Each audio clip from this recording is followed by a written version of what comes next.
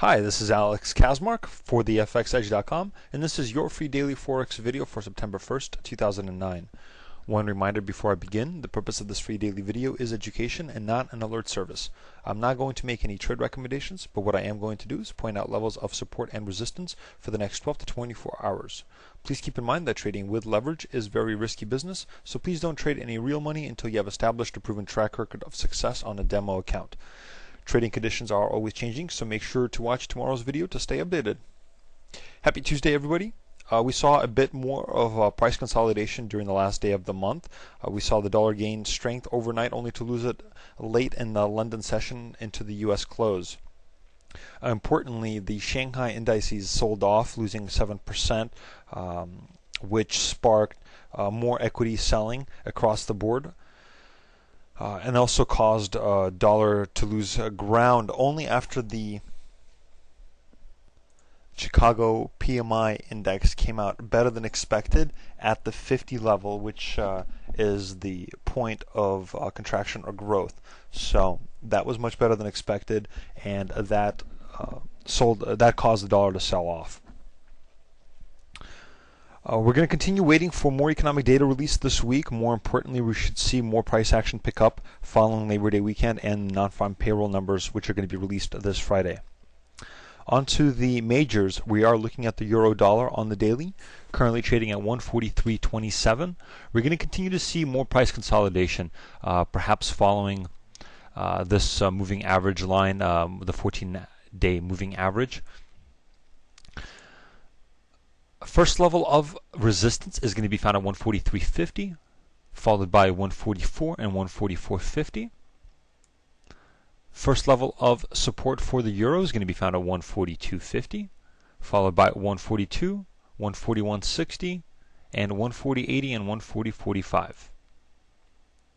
I expect to see more price consolidation, perhaps somewhere between this downward sloping trend line and this one upward sloping trend line. Perhaps some price consolidation here and then a breakout following a news announcement.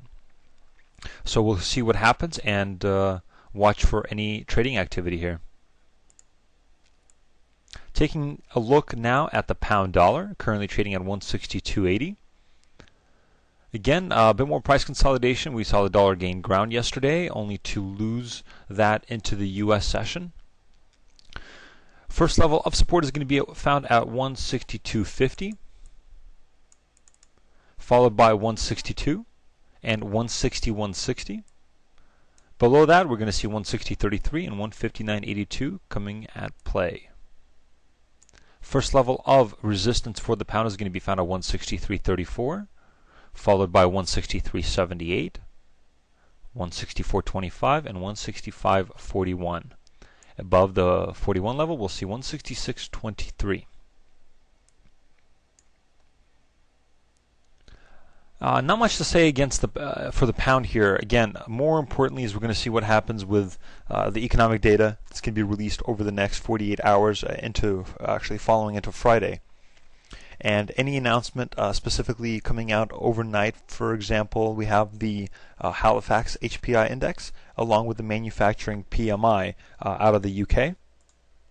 And that should give us an insight into prices of homes, whether they're going up in price or coming down, as well as the manufacturing level in the UK.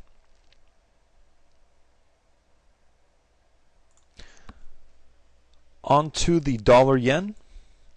I had to zoom out here in order to get a better understanding of what's happening. Again, this is really following the equity markets when there's more demand for dollars across the majors. We're also seeing demand for the yen. I believe it's safe here to assume that if we continue to see further equity deterioration, we're going to see further yen strengthening, perhaps down to the 92 level. Below 92, we may be even targeting the 80s level, high 80s that we set back in December, 87 and 87.13 here. A wick down to the 87.13 level, and we had the close near the 87 level. So I wouldn't be surprised if below a break of the 90 level, 92 level, perhaps we'll continue to see further dollar deterioration against the yen. At this time, too early to say. So currently trading at 93.05. First level of resistance is going to be found at 93.27, followed by 93.80, 94.50, 94.80, and 95.21. First level of support for the dollar is going to be found at 92.85, followed by 92.40 and 91.83. Below 91.83 at this point, it's difficult to say. 91.83 level is where we had these three wicks. We tested the 92 level, did dip below the 92 level, but weren't able to close above that. So the 92 level is going to be very important for us, between 92 and 91.83. 91.83 being more important considering that's where the wicks were touching. Below the 91.83 level, there is not much room. We could see baby steps taken on the break of the 92 level, but again, we're quite far away from that level, so it's safe to assume the 91.83 is the last level of support for the dollar at this time, but it may take another day or two before we get below that. So, moving on to dollar Swissy. Currently trading at 105.92. We continue to test the 105.50 level, yet not able to close below that. However, we set a new pivot low, and we may see further dollar deterioration against the Swissy as well. There is a release of Swiss GDP quarter-over-quarter data coming out later on today.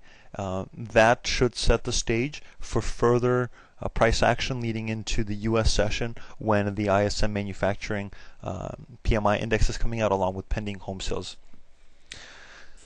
So interesting to see how today is going to play out, having it being the first day of September with important economic data. We'll follow up with tomorrow to look back on today and see where this is going to lead us. This has been Alex Kaczmarek for the FXEdge.com free daily Forex video for September 1st, 2009. Until tomorrow, good luck trading.